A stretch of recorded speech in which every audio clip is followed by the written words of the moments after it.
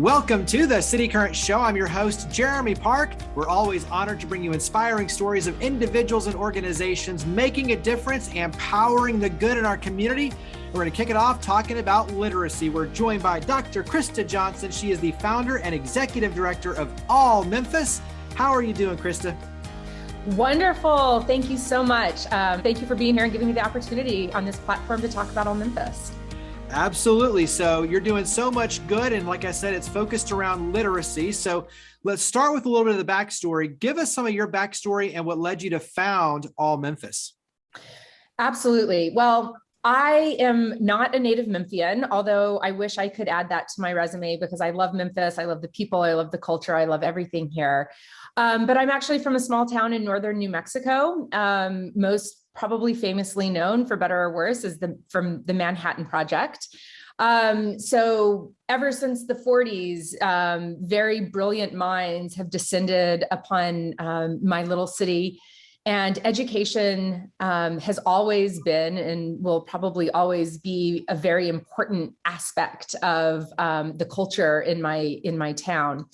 And public education is very great. And I grew up going to school and knowing that not if I went to college, but when I went to college, and probably even beyond college. And it wasn't until I got to higher education that I realized that not everyone was afforded the same public education opportunities that I was. And so as I moved through my career and began to recognize that working with students who are struggling with learning, particularly with reading, led me to Memphis through a series of different events. And I came here in 2010 when the merger and then subsequent demerger was happening. So public education was very much in the limelight of what was going on in Memphis.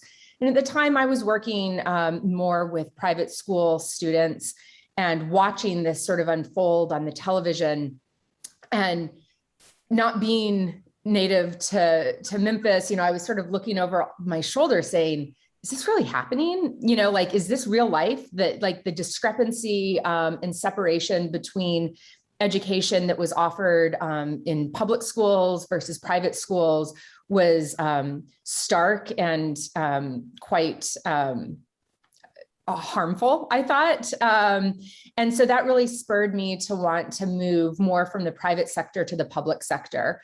And so in 2017, I had an opportunity to take my knowledge and background. I have a doctorate in auditory neuroscience and then a clinical master's degree in learning disabilities, be able to merge those and start ALL Memphis and use my knowledge to help spread literacy in the urban school districts.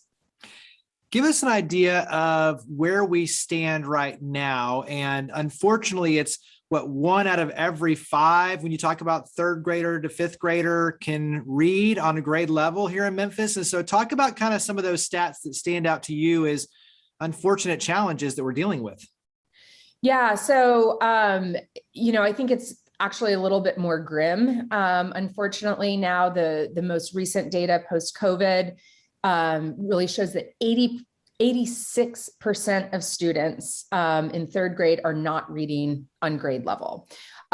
So reverse that, only 14% of the kiddos here in Memphis are reading on grade level in third grade.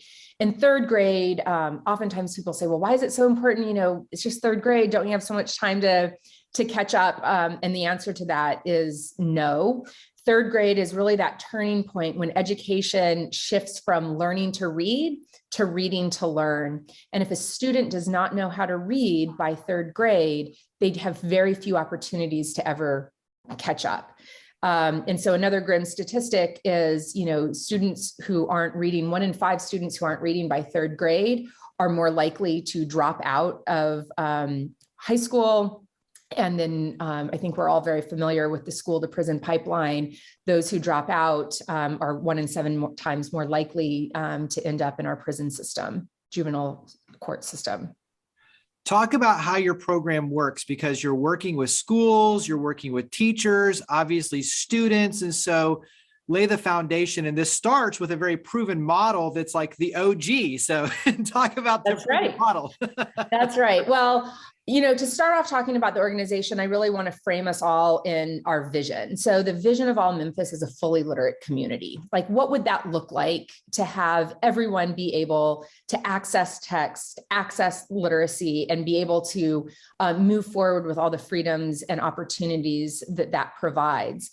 And so with that end in mind, when we go back and say, how can we influence and help the most students? The answer to that is through teachers. So teachers are with students, 10 months out of the year. They have the power to make the most influence with students.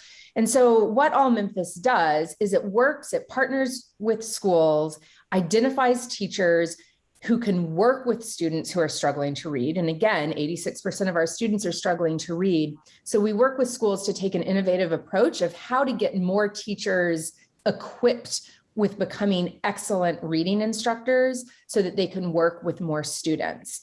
And so that's sort of like the framework behind what we do. And then once we've identified these students in the partner schools that we're with, we do a very intense mentorship program. This mentorship includes pre-implementation training, monthly professional development. All of that is sort of a sit and get type environment. But we also understand people don't thrive in sit and get. Sit and get is important to get that information downloaded. But what really makes the change and the happen in the classroom is mentorship and coaching. So we go beyond that instruction, beyond the professional development.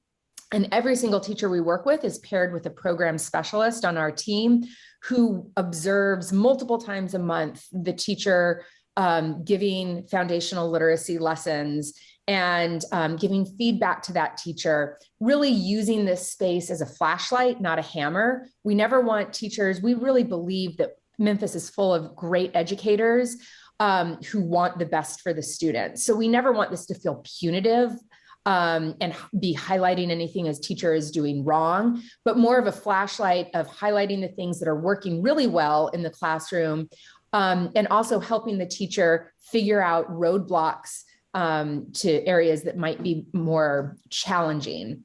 We also provide a very high quality curriculum, like you were talking about, the OG. So I love that it's OG, but that really stands for Orton-Gillingham. So Orton-Gillingham is an approach that was created over 100 years ago that is really the gold standard of working with students that are struggling with reading. It takes a multisensory approach. So if we have a student, whether it's a kid or an adult struggling with reading, we want to engage all of our systems. So our auditory, our visual, tactile, kinesthetic.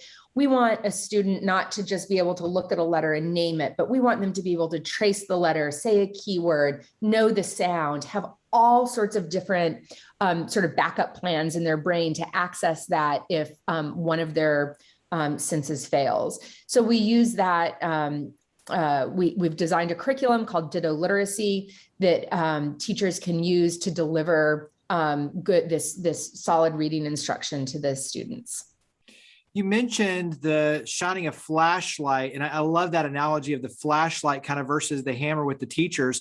What's been the feedback? Because when you talk about working with the teachers, obviously there's more work on their end, but there's obviously a bigger payoff for the students. So what's been their feedback on the flashlight approach and really coming in with that support? Have they been, embracing it and seeing great results? What's been that feedback on their end? That's a really thoughtful question. And it's something that ALL Memphis really continually strives to keep in our forefront, because what we have to recognize is that teachers do not work an 8-hour day. Teachers work a 24-hour day. They are constantly thinking about their students. They are working before school. They're working after school. They are dreaming about these students and how to help the students. And so, when schools adopt a partnership with ALL Memphis, sometimes to those teachers, it can feel burdensome. Like, oh, here's another thing that I have to learn, another thing that I have to do, another person coming in and telling me this, that, and the other. And we're very cognizant and aware of that. And we never want that to be a roadblock to what we do. And so the way that we address that and the feedback that we get from teachers is really try to like foster belongingness and hear the teachers, hear what they're dealing with in the classroom, hear what their struggles are. You know, Memphis has a very high turnover rate of teachers. And, you know, when we listen to those teachers, a lot of the teachers say, I am tired of matriculating students who are going to go on to fail in academics, you know, or I'm tired of putting my all into getting these students caught up, knowing that they're going to go to the next phase and it's not going to be continued on. And so, you know, by helping teachers recognize that participation in ALL Memphis and an adoption as a culture within their school to really, you know, innovatively say, you know, not just the phonics teachers need to be excellent at teaching reading, but the librarians, the PE teachers, the math teachers, anyone that's going to be interacting with students in a reading basis needs to be an expert at this. And so, you know, if everyone buys in, if the school buys in, if the culture buys into this, you know, we're looking at not as much turnover, not as much defeat in watching students not succeed in future grades. So the way we approach that, you know, is through the belongingness. And what we hear by the end of the year is, oh my gosh, you know, it was, you know, difficult at the beginning of the year to think about having to do another thing. But by the end of the year, like, I don't know where I would be without the support that you guys have offered. And my students, you know, just so heartwarming when we get a teacher that said, I've been working with this student for 2 years and they haven't been able to read kindergarten words. And now they're decoding 2-syllable words. I mean, that's why we do what we do. And I think to your point, as a teacher, as a coach, you want your students to succeed. And so many times, if you feel like you're banging your head against a wall and you're not breaking through and not getting through to help them, all of a sudden having this tool set to be able to really help them, that's where all of a sudden you get this aha moment. And it really does, you know, it encourages you, it inspires you, but all of a sudden now you really can't help the students. And so what might at first seem like more work or a challenge becomes a huge opportunity that in the end builds way more enthusiasm when you start seeing those testimonials and seeing that impact and seeing the growth, which at the end of the day, that's what it's all about. Absolutely. Talk about how we can help. How can the community help ALL Memphis? Well, that is, you know, the figuratively and literally, you know, the $1 million question. So the community can get involved in a lot of different ways. Whether or not people listening to this know it, Tennessee is, I think, 44th, 46th on funding education. It is not a priority here in Memphis. And so even though we sometimes look at the budgets that schools are dealing with and we think, oh my gosh, that's a whole lot of money, it is not enough money for the number of students that we work with. And it's certainly not enough money to work with students who are coming in at an educational disadvantage. So, you know, those who are so inclined, I would be remiss if I didn't say donations would help with any sort of, not just with ALL Memphis, but, you know, getting involved with any literacy or education organization. But beyond that, I think just getting involved, period, in the conversation around education in our city is so important. So there's a lot of public forums going on right now with Shelby County. I mean, even parents who have students that they've chosen to go the private school route, it matters what they think about public education and who they vote onto the school board or into other elected offices. And so getting involved, getting educated on education is so important. And I think the way I look at education is if you want to have a voice in terms of fighting the violence, gun violence, crime, and then you talk about economic development, workforce development, all of that is rooted in education. And so when you talk about being a voice and being a solution, being an upstander, it starts with getting involved in education and with literacy, because that's the root of so much of this. And so when you talk about turning around our community, turning around the narrative, turning around the opportunities, giving people hope and jobs and like all of that, to me, it starts with focusing on education. So I think that's a huge piece of this equation, this conversation for our community at large. It sure is. You know, and every academic interaction a student has at school is important, but really literacy equals opportunity. Anywhere from reading a menu to writing a manual for the next rocket ship that's going to go to Mars. Like our students here in Memphis have the potential to do all of this. Every student, around the country should have that same opportunity. And so literacy is just at the core of doing that. If you struggle with literacy, you're going to struggle with math, you're going to struggle with science, you're going to struggle with social studies, you're going to struggle with everything. Yeah. And the days of needing, unskilled labor coming more and more to an end with automation of more and more. And so there's going to be, when individuals who are really invested in the future of, Memphis, this community in particular, we're at a breeding ground of having so many wonderful people to be able to fill those spaces. We just need to start with education. Yeah. There's a picture on your website that I love, and it's basically the quote, readers are leaders and leaders are readers. And so I think, when you look at it in the context of what it means for our community, it does start with reading and literacy. I have to ask, ALL Memphis, what's the symbolism, or what's the meaning behind ALL Memphis, the name?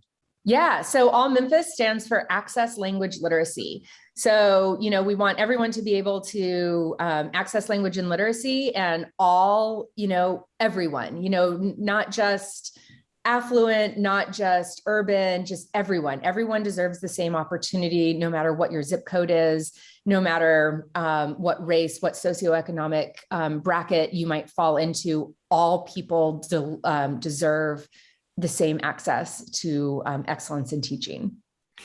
What are some words of encouragement when you look at the work you're doing, the importance of it, but obviously the difference it's making? What words of encouragement do you have for the future ahead? So the words of encouragement are, it's possible. There are great structures that are already built in place. I know we don't have time to go into it, but there are structures built into the day of school that remediation and intervention can happen. And, as devastating as COVID has been on education and so many other aspects of life, I think a positive sort of silver lining of that is more money is going into education, and schools are finally being able to access support systems and networks that can build these students up. So even though, it felt like we took 2 steps back, I think what we're going to see going in the future is going to be 5 steps forward, because we can recognize the need for and put the money behind the structures that need to be in place. Wrap up with contact information. So where do we go? Website, social media to learn more and get involved with ALL Memphis? Yeah, so our website is allmemphis.org. Our social media handles were on LinkedIn, Facebook, and Instagram. You can search ALL Memphis on all of those platforms. And also, I mentioned briefly our curriculum. We're getting ready to launch a software-based curriculum that's called Ditto Literacy. So if anybody wants more information about our curriculum that can be used outside of a partnership with us, they can go to dittoliteracy.com to get more information on that and to sign up for early access.